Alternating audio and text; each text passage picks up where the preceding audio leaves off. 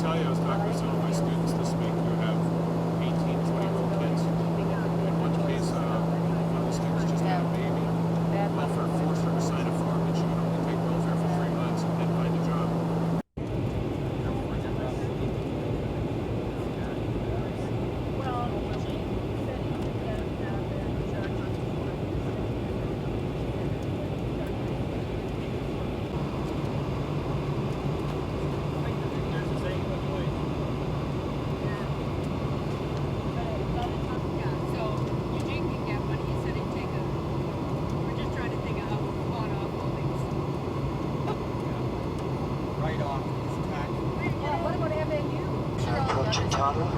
Get your place at your chair and chair tables are in your upright position, and your seat belts are fastened.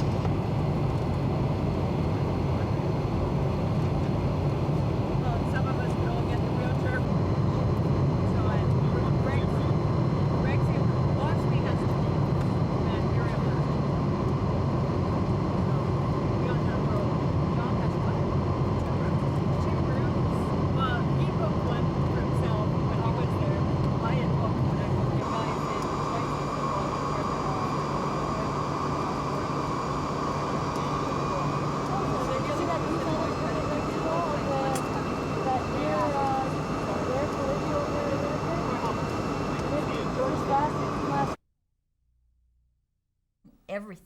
the whole story, and he put her on.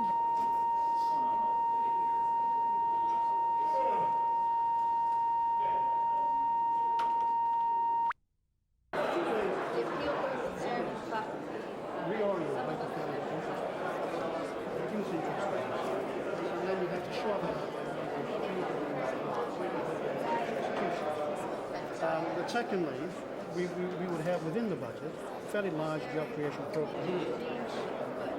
Not but to tax minimum taxes on corporations and paying close loopholes and collect the right taxes. Put those tax dollars to work by creating jobs in areas that are important to the economy. Sorry about that.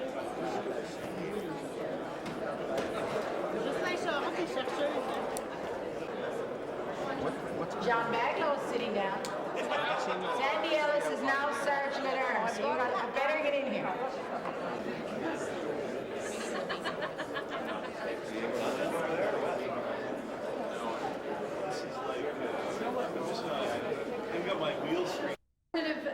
Federal budget form, or welcome to the federal budget form, and in March we'll hear Paul Martin's alternative federal budget.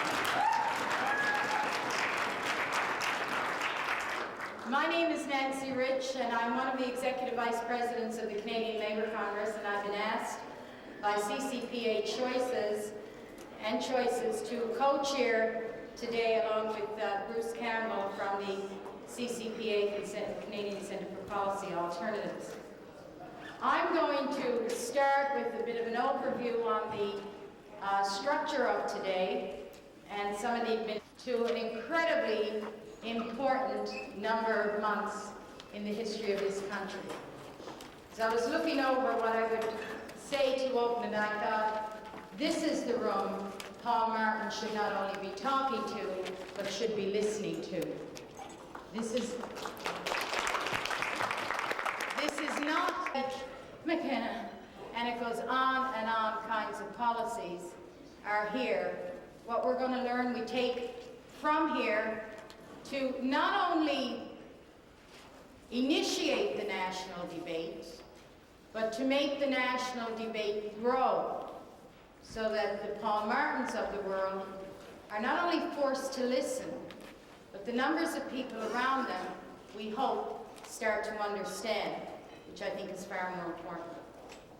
So the day has been divided into incredibly exciting, and I believe on your tag, and I believe you also have the room name. Is that there? So those of you who, for example, have A3 this morning, you're right here in this place, and that workshop is a bilingual workshop, which means simultaneous translation. And that's right here. Those of you who had club simultaneous translation, if you did not get your translation device, you should, and that they're working. And I think... I'll be brief because as Nancy said, we're running late and we have a full day. So I'd like to just run through very briefly and give you a sense of where we are in the process of putting together the alternative budget for 1996, where we've come from and where we're going. You have in your kits the framework document. The framework document sets out the priorities, and pour arriver où on est maintenant, on a fait des mois des consultations, des sessions éducatives à travers le pays, des écoles budgétaires, des séminaires, des enquêtes, des tables rondes. De nombreux groupes de travail ont été actifs, faisant des consultations, préparer des ébauches.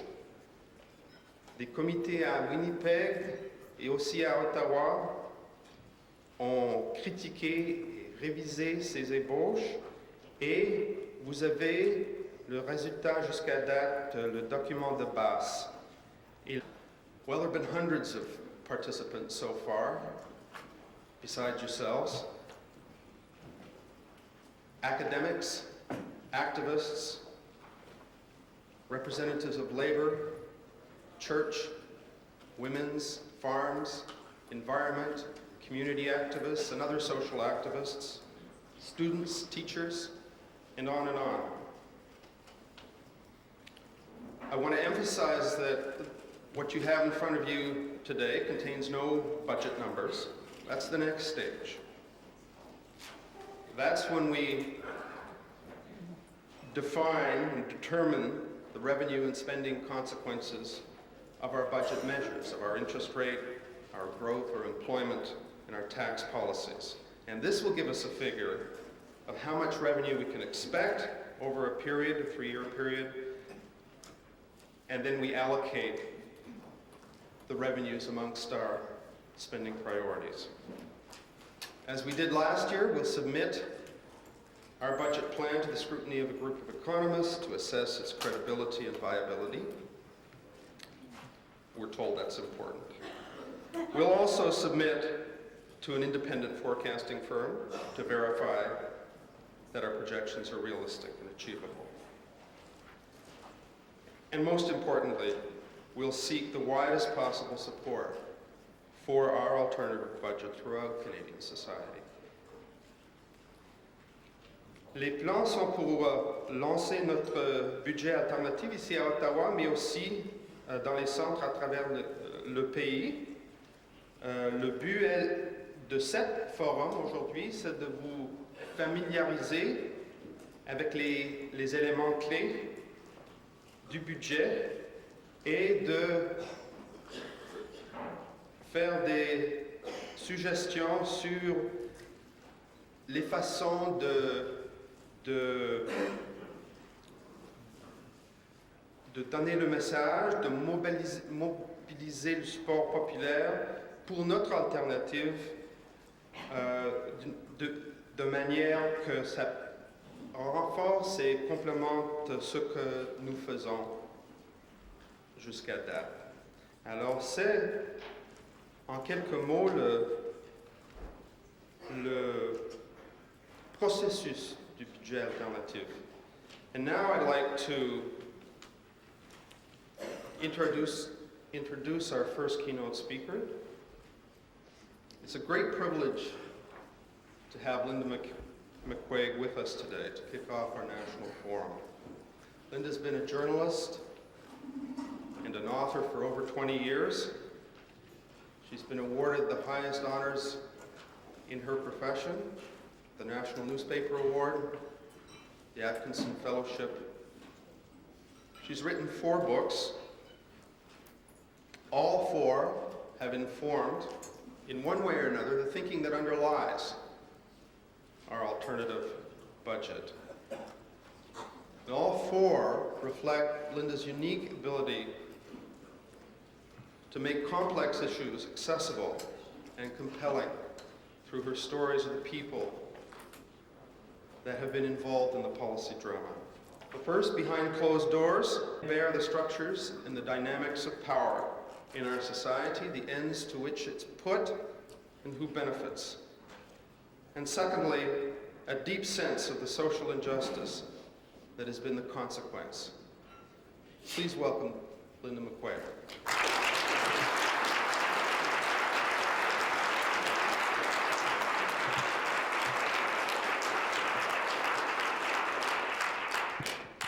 Thank you very much, and thanks a lot, Bruce. I just want to start by saying what a great pleasure it is to be here. It's always a tremendous pleasure to speak to an audience that's concerned about social justice, as I know this audience here today is.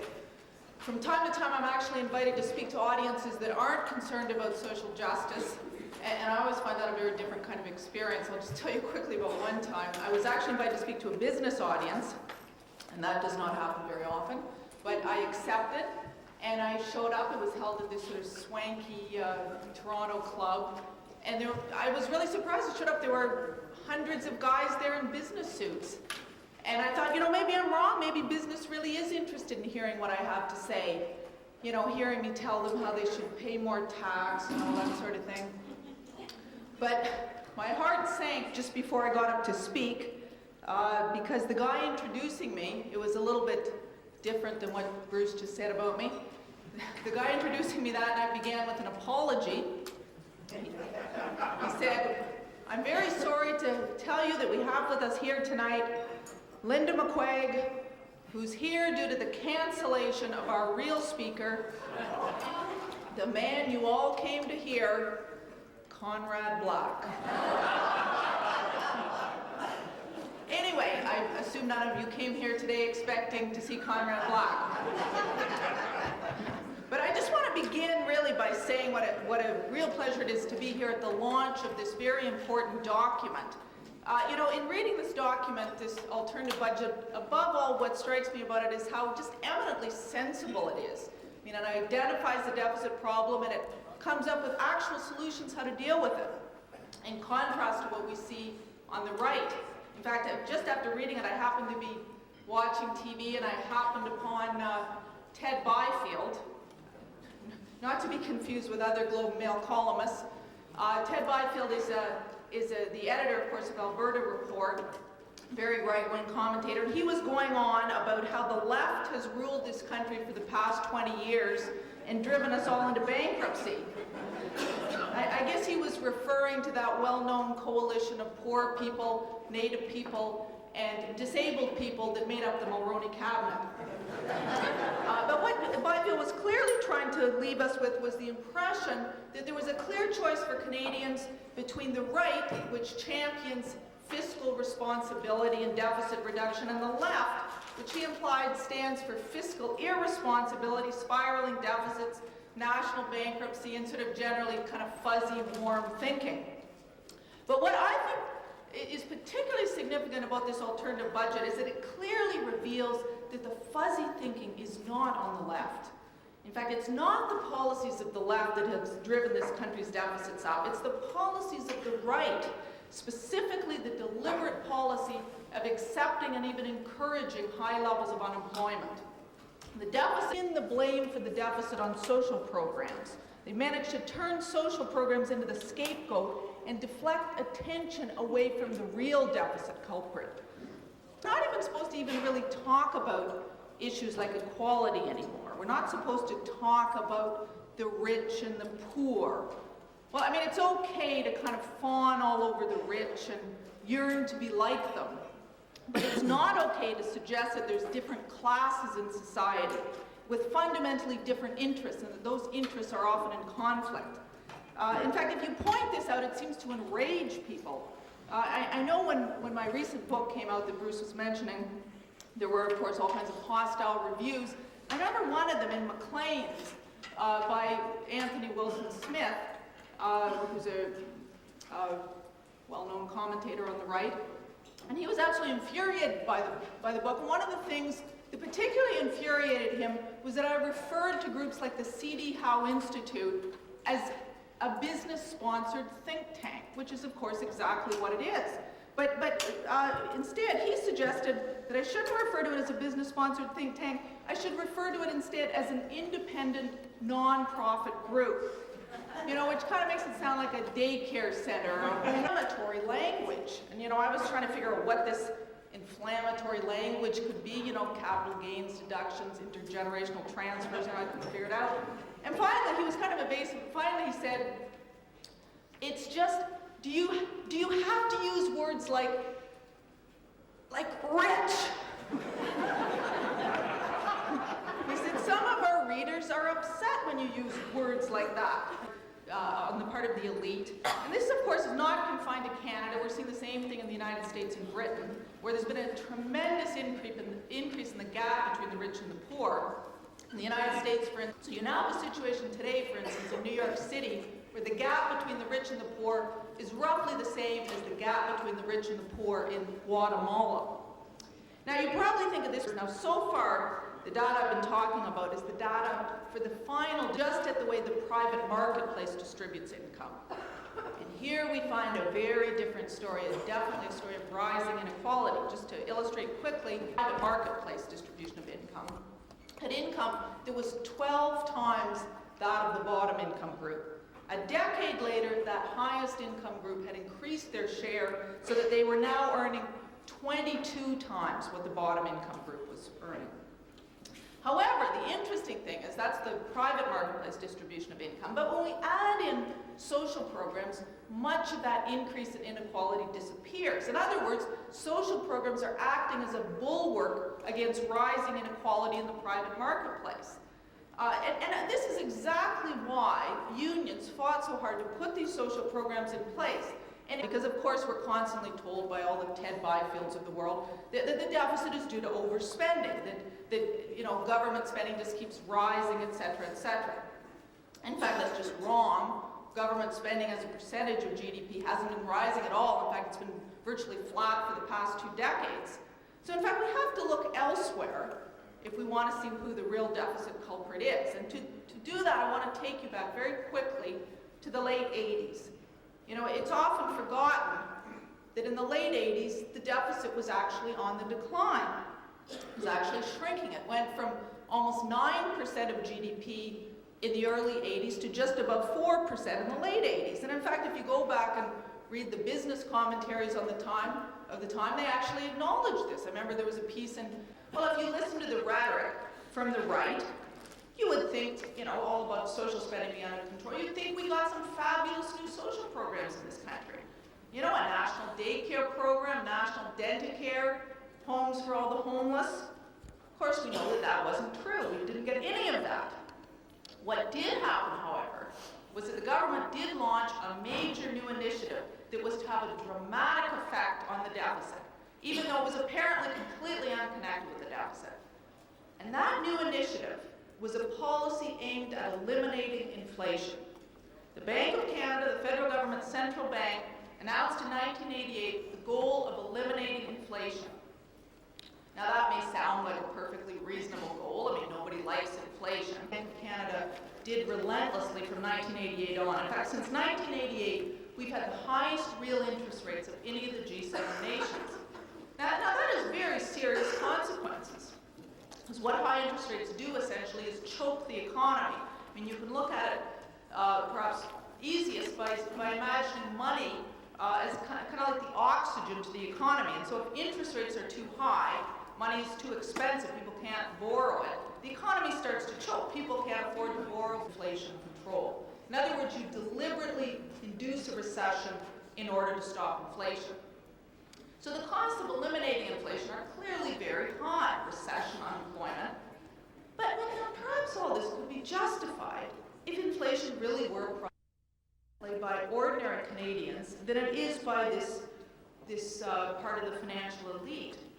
I mean, to ordinary Canadians, unemployment is, of course, a terrible, terrible problem. But for at least some segments of the business and financial elite, it's not necessarily undesirable. It's a tool for keeping inflation low, and it's also a tool for keeping workers insecure. it's interesting, there was a piece recently in Business Week, for instance, under the headline, "Can the economy stand 1 million more jobs?"